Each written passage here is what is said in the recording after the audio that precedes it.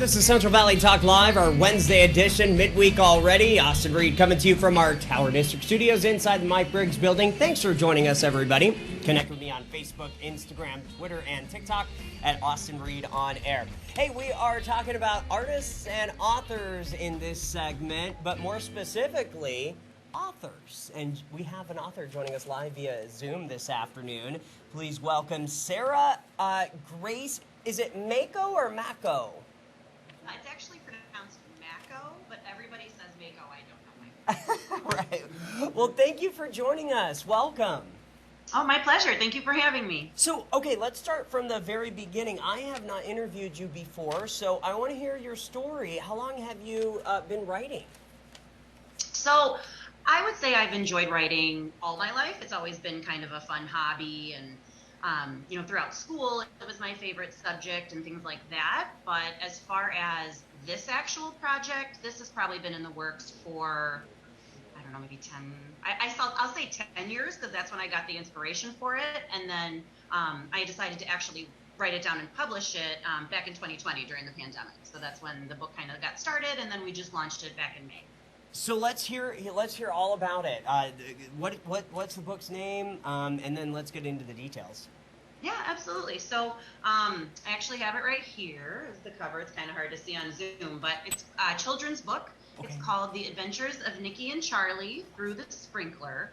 So this is it's a story about two young brothers who are kind of bored on a hot summer day. So they use their imagination to transport to these different lands, and they do that by jumping through this magical sprinkler. Okay, so the reason the inspiration kind of came, I was a nanny for my cousin's children, and there were these two little boys, and this is exactly what happened. They were bored. They were like, tell us a story. So I just kind of made one up roughly about the two of them, and the game of jumping through the sprinkler and having it transport you to these different magical worlds all kind of came because that was a game that I played when I was little with my friends. So, I just thought that I would give that a try, and then they really liked it. So they were like, tell us another Nikki and Charlie story, tell us another one. So I just kind of kept making them up. And, that's why this is kind of lends itself well to a possible series. There may be some more adventures that Nikki and Charlie are going to go on, but it's just a really fun, kind of nostalgic for parents, because it's all about playing outside and using your imagination. And the pictures too, we designed them to make it look like a child drew them. So it looks like, the boys are outside playing, they're having all this fun. They come inside, they draw these pictures of their adventures, something you could see on the refrigerators. So kids have been responding really well to that. My daughter read it and was like, oh, can I help you draw the next one? Let's write, what else can the boys do? So it's been a really cool journey to kind of see it come to life that way. Now, is this the first children's book you've written? Yes, this is the first children's book I've written and published. I've got some ideas for the next ones in the series, but this is my first actual professional publication. Tell me what, obviously writing for, children is totally different than writing for adults. What's the journey been like? It's been a lot. So I would say that the writing was probably the easiest part. The way that the story manifested and came onto the page, that was probably the easiest part. And once I had that, I was like, how do I actually get this into, be a printed book? Right.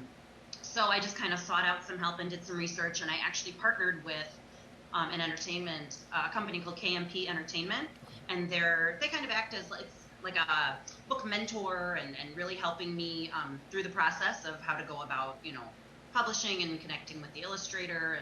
And a lot of it is based on they're helping to market and, and things like that. So I'd say that without the help of KMP Entertainment, it probably wouldn't have come to fruition, because I have 3 little kids and another job. So it's definitely a juggling act and balancing act, I'd say, to have something authors, it really is an amazing job. It's an amazing career. And as I've learned so much about it in these last 2 years, I really have a lot of respect for all the time and research and effort and everything that goes into writing a book of any kind.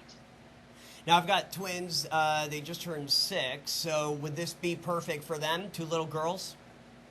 Yes. So I would say this book is good for a lot of different ages. Okay. My kids are 8, 5, and 2. Okay. And all 3 of them like hearing it. You know, like if you're a parent, you can read it to the kids and they love it. But my daughter, who's 8, can also read it herself, and she really likes that too. So if it's a kid who wants to read it themselves, I'd say like 1st through 3rd grade is pretty appropriate. Okay. But younger than that really enjoy it too, and it's kind of fun to read it as a parent. It's something that they well, my daughters are like they're amazing readers. It's just I'm so proud of them, and but even every kid is different, obviously. So sure. yeah, you have maybe a kid at 4 years old that's listening. And then a few years later, then they can read the book, and that's kind of that's a neat little cycle. It is. It's fun, and then it's cool because the vocabulary, like my 3rd grader can read it, but even some of the vocabulary, it challenges her a little bit, not a lot, but a little bit. So it's also good to kind of expose them to a little bit more descriptive of language where, some books that are for children are a little bit more simple. I think this is good to kind of advance those reading skills. So, final question, what is next for you? Right now I am just hustling like crazy to get the book out there and to really make people aware that it's available. And, as I mentioned before, I think it lends itself very well to a series, realistically, all these different adventures that these 2 brothers can go on. So, I'm kind of in the process of, still doing launches and signings and just trying to get it out there, but also possibly thinking about the next one in the series. Awesome. So exciting. How can people get the book? Where is it available right now? So it's available on Amazon. Okay. But it is also available on my own website, which is www.sarah-grace-books.com. So Sarah with an H, -grace-books.com. That's the best way and the easiest way, I think, to order it. But it is on Amazon, again, under The Adventures of Nikki and Charlie. I love it. Great name, too, by the way. Oh, thank you. Sarah, thank you for joining us today. Please come back as you continue on your journey, and we'll have to do another one of these interviews. And I will definitely have to pick up the book for my kiddos. So, Sarah I love that. Thank you so much for having me. It's been a blast. Absolutely. Sarah-Grace-Books.com. Have a great rest of your week. Thank you. You too. All right. I'm Austin Reed. This is Central Valley Talk.